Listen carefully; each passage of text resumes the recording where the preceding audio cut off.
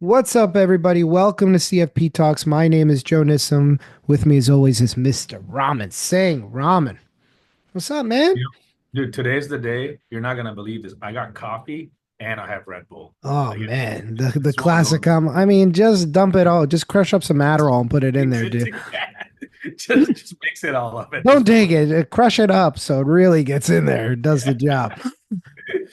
How are you, pal? I mean, clearly somebody needs some energy today. He's got to get Yeah, man. going. Yeah, but you know what? I'll say this. I got tomorrow off, and we're getting Stephanie a new used vehicle or used new vehicle, whatever the proper word to say it is, Yeah, new to and then we're you. driving. I'm sorry. New to you. Yeah, new to us. Exactly, right? Exactly. And then we're driving straight to Flagstaff for the day. Hopefully catch some. Nice. That's Yeah, man. awesome. I have a question, Yeah.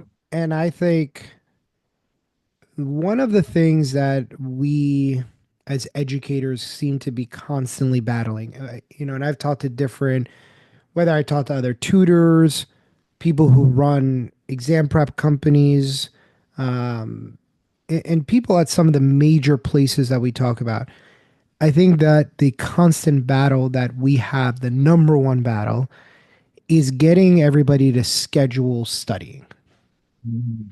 and fit this in. And I think when you're a financial professional, as the way you're kind of feeling today, it's like I got coffee, I got Red Bull. Sometimes by Friday, I'm absolutely exhausted from the demands of my job. There's emails to keep up with. There's the actual work that I got to do of either formulating plans or analyzing investments and managing clients and picking up the phone. And especially as of the last couple of weeks, we've seen the market go down.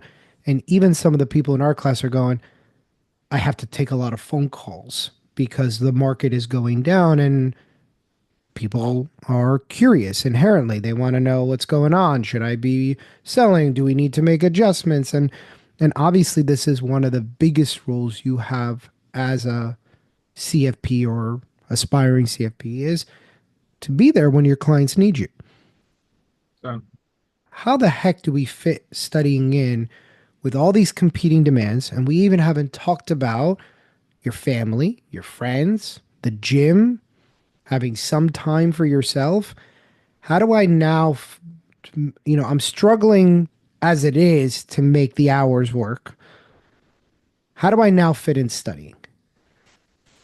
yeah, I mean, that's a fantastic question. And I feel like, even in our previous episodes, we use this one word and it's called consistency, right? Hmm. Like that, it just comes down to that, right? That having a plan and being consistent. So and I think we briefly have talked about it, you and I, is like, hey, the study approach, right? So perhaps I think this is where we will have a different approach as instructors, as tutors. And I think it all comes down to the student's allocation of time, right? We all have 24 hours a day. And I always want to say like designate 7 hours to sleep, basically, at least. I don't If you're a 4 hour sleeper, good for you. I don't know how you function, but your body needs 7 hours of sleep, basically, at Right. bare minimum, Yeah. right? So outside of that, I'd say, if you have a demanding job, but you wake up early and you have children and things of that nature, I always ask my students, like, okay, hey, what does your schedule look like? Walk me through your day. Like, tell me how your day works. And once they start explaining their day to me, like, oh, I have like, that these many meetings and this, that, and that, I don't even take lunch. So because I know their schedule is so tight and they try to study later on during the day after all the meetings are done, man, it's like it's like finishing gym, like an aggressive gym workout, and then trying to go jog for another 2 hours after that. It's Yeah. like, yes, you could do it, but you may not be at your full potential. And studying is a lot different than that. So with those students, I try to divide the day for them.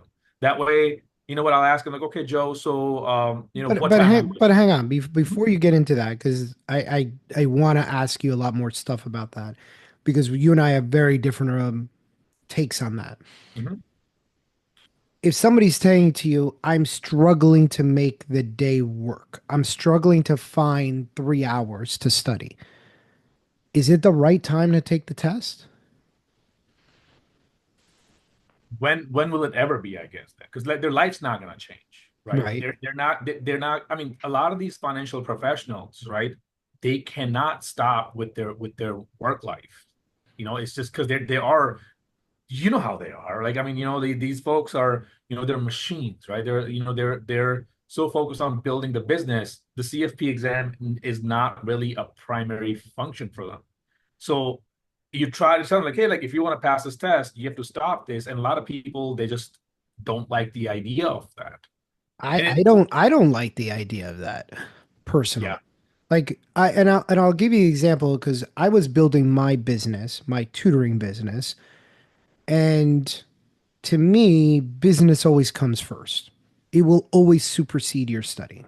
Mhm. And I think this is kind of the constant battle between should I be studying, should I be building business? Well, I need money coming in the door, but I need to also get my CFP. But you and I both know that it is so hard.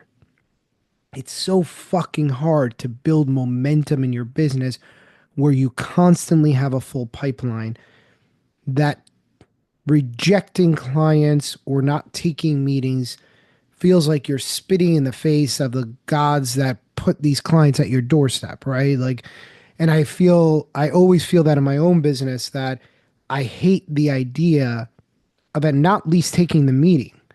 Like, if the student doesn't work or it doesn't fit in the schedule, it doesn't fit in the practice, or maybe they're just not a good fit for me. Cool.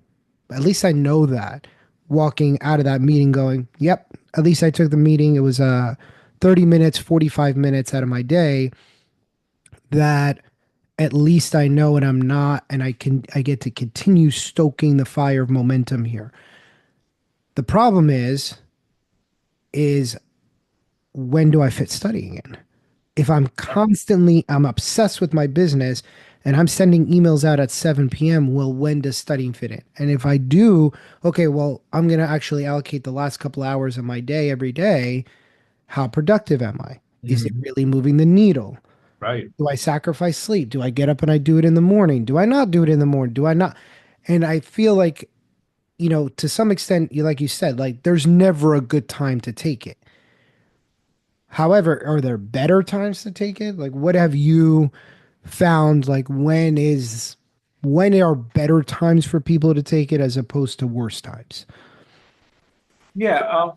You, you know, at the end of the day, you have to, like, yes, you say business will always comes first, so you always prioritize that, right? I believe setting a target goal and getting ready for that and keeping everything else around it is going to be a better way of taking it. So, for example, I'll give you a personal example. So, I have been attempting to study for the EA license for the last 2 years. 2 years. I have the material. I paid a couple of $1,000s for it. It's literally the books are sitting. But the thing is, to your point, building a financial planning practice, building my working, with CFP students, providing for my family. It's never been a priority for me to study.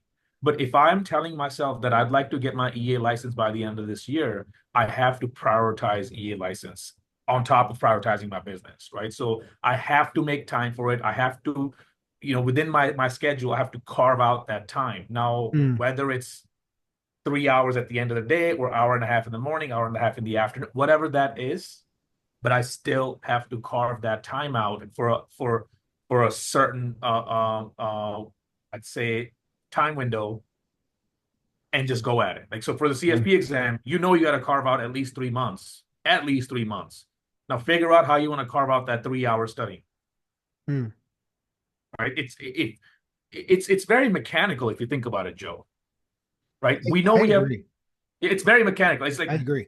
you have 3 months to study on an average.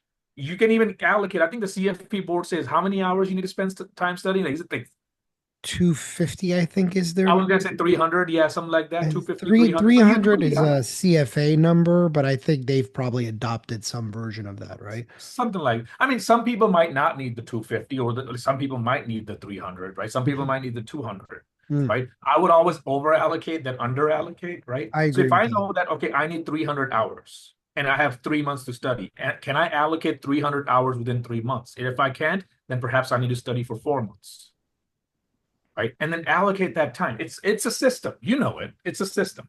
Well, I think the key to this is you have to make a decision as to what you're going to sacrifice.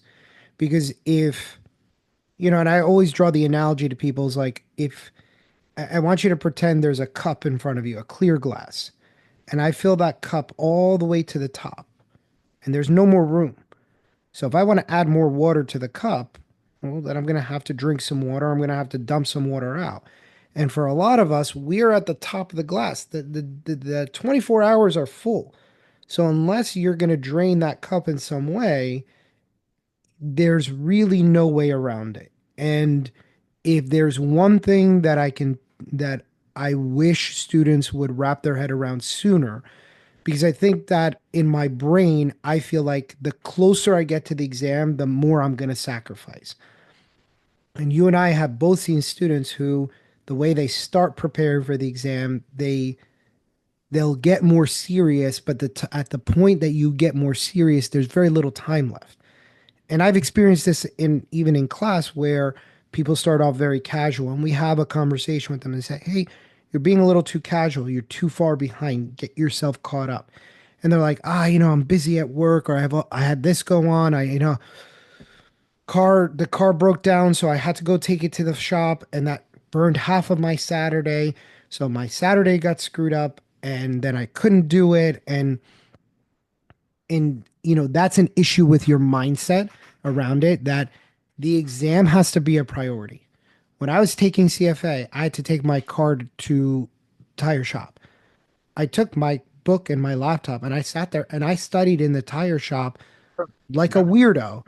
Like I literally sat there with my CFA book, and people are looking at me like, "Look at this whack job." But they had a Mhm. table, they had a chair, they had a coffee machine. I'm like, if I'm gonna be What waiting else do we around, need? I might as well, right? And then, Yeah, the next time that I had to do something like that, if like I knew there was gonna be something that I had to go and wait, I'm not sitting around on my phone. That's not prioritizing the exam. That's finding an excuse for not studying. You're gonna 100%. have to sacrifice, and you're going to need the help of the people around you. So if you don't make a sacrifice and make the exam a priority, there's no way to do it. And it's not going to magically appear.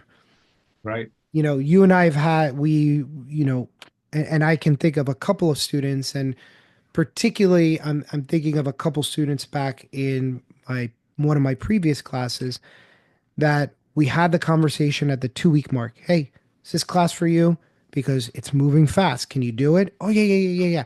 I'll do it. I just gotta get my shit together. I'm gonna take this weekend and do. What happened to you this weekend? I had to go to. We had this dinner, and then on Sunday, I promised my wife we would go on this hike. So then, and again, I get it. This shit is not it's hard to tell your family no, your friends no, to not be there for the things that you're normally there. When I was studying for CFA, I didn't celebrate my birthday. I didn't go home for Mother's Day. I didn't. What are you doing every weekend? I'm studying.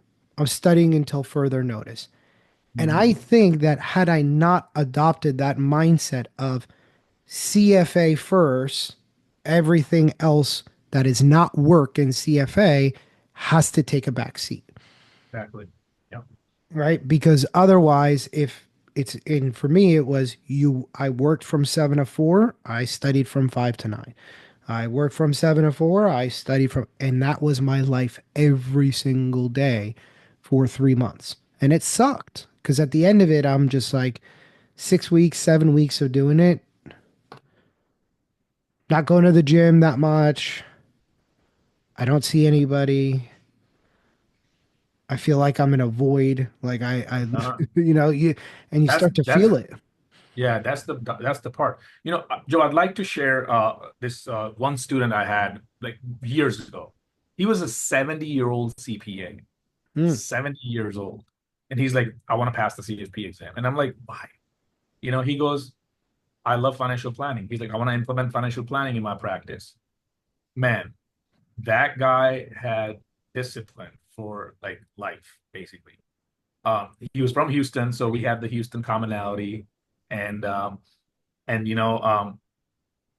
I would ask him like, hey, like how are you like tell me like how you're studying. He's like, well, I wake up at 4 a.m. I start studying. And he's like, I go to work at like 4:35, whatever, and I start studying. And then I do my client work. Then lunchtime I study. Then in the evening I study. I study till 11 o'clock. But he said no one else in the family at that point mattered. I mean, it was a little bit he was desperately passionate about it, right? But it was very impressive seeing somebody, at that age level who's got a full running practice, but he wanted a CFP just because he wanted it. Even this man understood that I have to put everything else on the back burner. So I'll tell all the listeners and the videos watchers out here, like CFP exam is no joke. We know it. You know what it's gonna take. You just have to prioritize the CFP, your work. Everything else is a secondary priority or a tertiary priority. And if you just keep doing that, if you commit yourself for 3 months to do that, you will cross that finish line. I love that. And I'm gonna end on this note. You cannot be casual about this process. Either do it or don't do it. But if you're in the in between, you're going to be that person that fails once. I wasn't that serious. I got a little bit more serious. You have to have a mindset that prioritizes the exam and makes it number one. And if you want to keep your life in balance, and that's very, very difficult, you want to be able to go to the gym, you're going to have to figure things out, and you can't make your schedule so tight that one thing throws off the entire day, because the first thing to go always, always will be studying.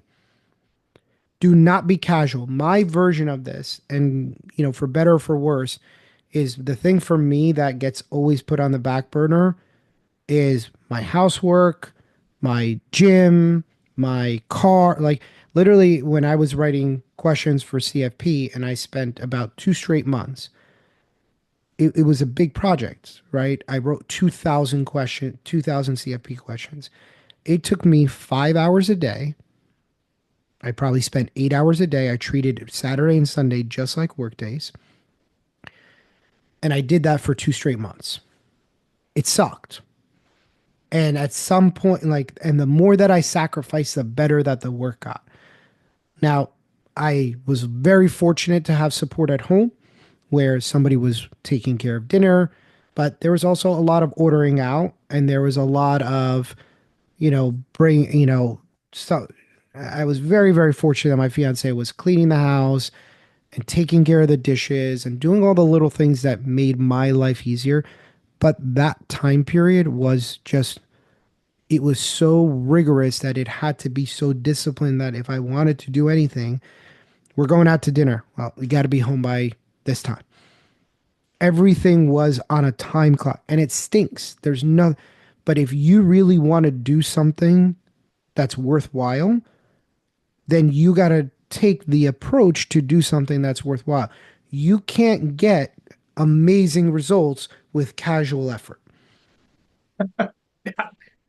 Like that should be like a slogan at this point. Right.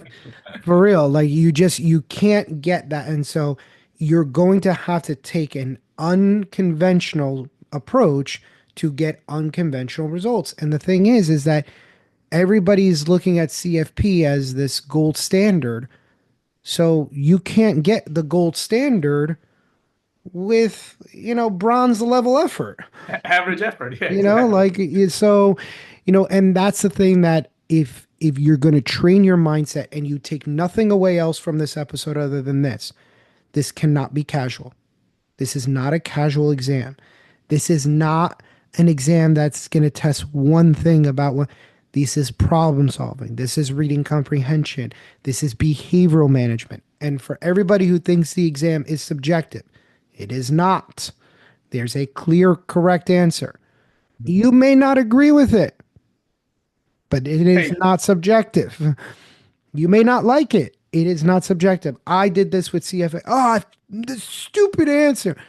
It is clearly correct. As I learned more and more, I understood because somebody with much better expertise understood why that was the answer, right? Hmm. And as much, and even if you disagree with a couple of answers on the exam, who cares? They're probably burning those questions anyway, or they're test questions.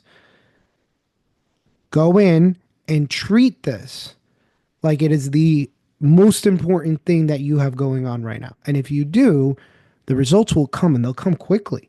You'll notice you put in hours every day, it's the material gets easier, it becomes more manageable. When you start doing the roller coaster thing of, I did 3 hours, I did 0 hours, I did 5 hours, I did zero twice, that's where you won't see results. Great. So, with that being said, everybody, we hope you enjoyed this episode. With any questions, comments, or concerns, feel free to reach out. Please make sure to like and subscribe to our channel, and we will see you on our next episode.